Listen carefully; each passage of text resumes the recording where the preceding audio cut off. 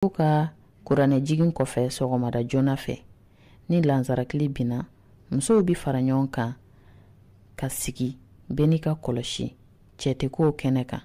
Wangara Hausa ye karamɔgɔ muso ye, a b'a kɛ cogoya ɲɛfɔ an ɲɛna. U bɛ fɔlɔ ka astaghfirullahi kɛ, n'u tilal'o la u bɛ salatu nabi kɛ Allahumma salli ala sayyidina Muhammad, n'u tilal'o la u bɛ subhanallahi kɛ, u bɛ subhanallahi Allahu akbar kɛ, o kuma u bɛ sɔrɔ ka ya latifu kɛ, o kɔfɛ u bɛ tila ka sali alakira ka sali kisi ni nɛɛma b'a ma. N'u tilal'o la u bɛ sɔrɔ ka alhamdu kalan siɲɛ 1, kul huwallahu siɲɛ 11 ani ayatal kursi siɲɛ 1.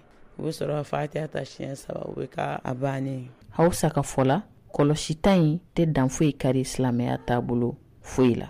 Laada dɔ mun bɛ se ka continuer a kɔni ka ɲi ni laada ninnu caman ye, puisque foyi tɛ fɔ a ni Ala ni alakira tɔgɔ tɛ. Musow mana jɛyɔrɔ la ka Ala tɔgɔ fɔ a ni alakira tɔgɔ, o ye fɛnba ye dɛ. Alhamdulilayi.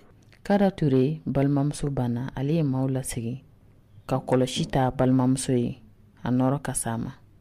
A b'a ɲɛfɔ ɲɛna ale hakilina ye ko Ala de bɛ daɲuman dɔn ka se ka duwawu kɛ banbagatɔ ye. An kɔni fɛ hɛrɛba de b'a la parce que kabini lawale an nana nin sɔrɔ an bɛ ka hali na a ka dan mɔgɔ dama dama min bɛ na u tɛ fɛn wɛrɛ fɔ, u bɛ Ala ko dɔrɔn de tɔgɔ fɔ. Ala ko dun ye fɛnba ye, bɛɛ b'a fɔ Ala k'a hinɛ se, mais hali n'a kɛra mɔgɔ kelen mɔgɔ fila daɲuman b'a na, Ala bɛ se k'o hinɛ lase su ma k'a se silamɛsu bɛɛ ma. U ka fɔ la tasibaju bɛ kɛ sababu ye maaw kana sigi banni kɛnɛ kan ka baro kɛ, wa a b'a to maaw hakili bɛ to banbagatɔ la ka duwawu kɛ Ala ka hinɛ a la, ani n'u bɔra kɛnɛ kan man'u bolo don fɛn minnu na barika dɔw la. Ni kun ye Mayimuna Muru kan ye ka bɔ Tombouctou, VOA Bambara.